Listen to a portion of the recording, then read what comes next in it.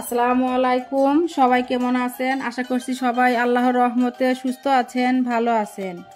আজকে আমি 1 কাপ আটা দিয়ে ভীষণ হেলদি এবং টেস্টি একটা রেসিপি আপনাদের মাঝে শেয়ার করব। চলে আসলাম মূল রেসিপিতে। প্রথমে আমি একটা বাটি নিয়েছি আর এখানে আমি মেজারমেন্ট কাপের 1 কাপ আটা নিয়েছি।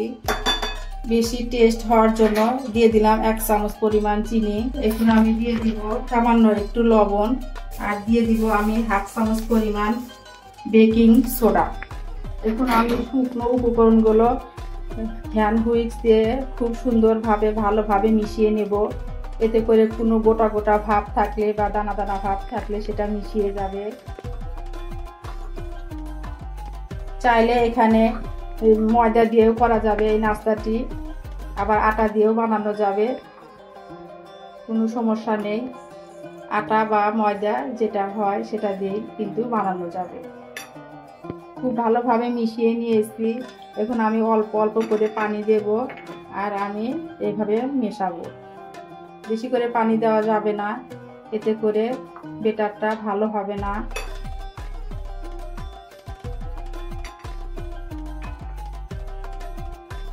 খুব সুন্দরভাবে আমি এভাবে মিশিয়ে নেব।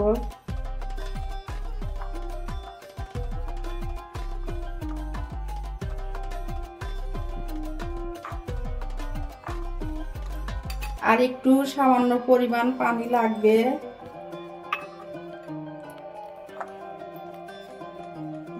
খুব সুন্দরভাবে আমি বেটারটা এইভাবে মিশিয়ে নিয়েছি। বেটারটা একদম পাতলাও না, একদম ঘন না, এইভাবে বেটারটা বানিয়ে নিতে হবে। এখন আর এর ভিতরে কোনো গুটি গুটি ভাব বা দানা দানা ভাব নেই। এখানে আমি চিনি দিয়েছি টেস্টের জন্য, চাইলে কিন্তু চিনিটা স্কিপ করতে পারেন, এতে কোনো সমস্যা নেই। খাবারের স্বাদ কিন্তু একই থাকবে। হয়ে গিয়েছে বেটারটা। এখন আমি নাস্তাটা বানিয়ে নেব। এখন আমি নাস্তাগুলো ভেজে নেব। খুব সুন্দর একটা স্মুথ বেটার হয়েছে। আমি এই মেজারমেন্ট কাপ দিয়ে নাস্তাটি বানিয়ে নেব।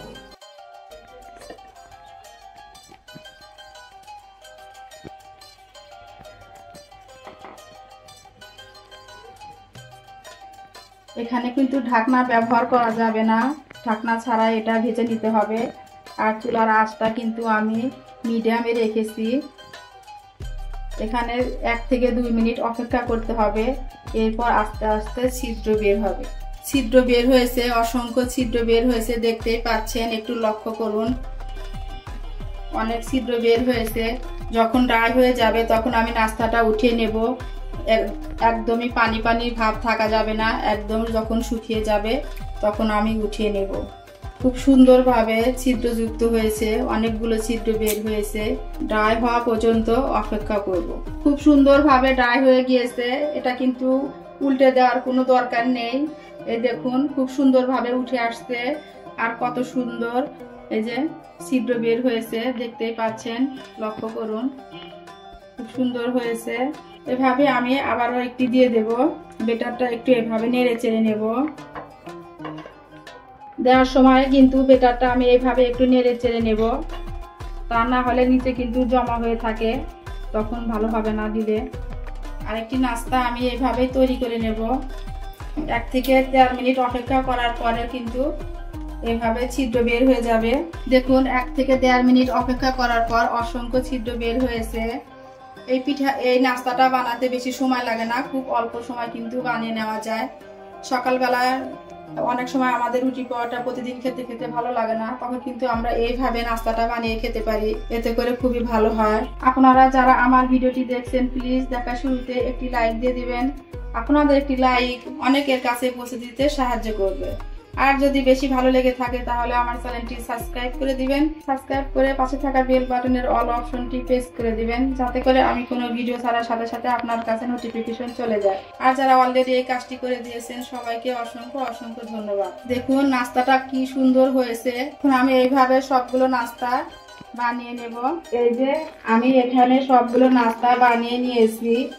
আমার 1 কাপ আটায় 6টা নাস্তা হয়েছে। দেখেন কত সুন্দর হয়েছে দেখতেই পাচ্ছেন। পিছন সাইডটা একদম প্যানকেকের মতো হয়েছে, খুবই সুন্দর আর খুবই জালিদার হয়েছে। এই নাস্তাটি খেতে কিন্তু খুবই মজা। এটা মাংস, ভর্তা, ভাজি, দুধ চা সবকিছুর সাথে কিন্তু খেতে খুবই ভালো লাগে। ঝটপট তৈরি করা যায় এই নাস্তাটি, খুবই সহজ। তো আমার আজকের রেসিপিটি কেমন হয়েছে অবশ্যই কমেন্ট করে জানাবেন। আমি এখানে এই যে আজকে দুধ চা দিয়ে কিন্তু খাবো নাস্তাটি। দুধ চা বসিয়ে দিয়েছি। এই নাস্তাটি দুধ চা দিয়ে খেতে খুবই ভালো লাগে। আজ এই পর্যন্ত। সবাই ভালো থাকবেন, সুস্থ থাকবেন। পরবর্তী ভিডিও দেখার আমন্ত্রণ রইল। আল্লাহ হাফেজ। আসসালামু আলাইকুম।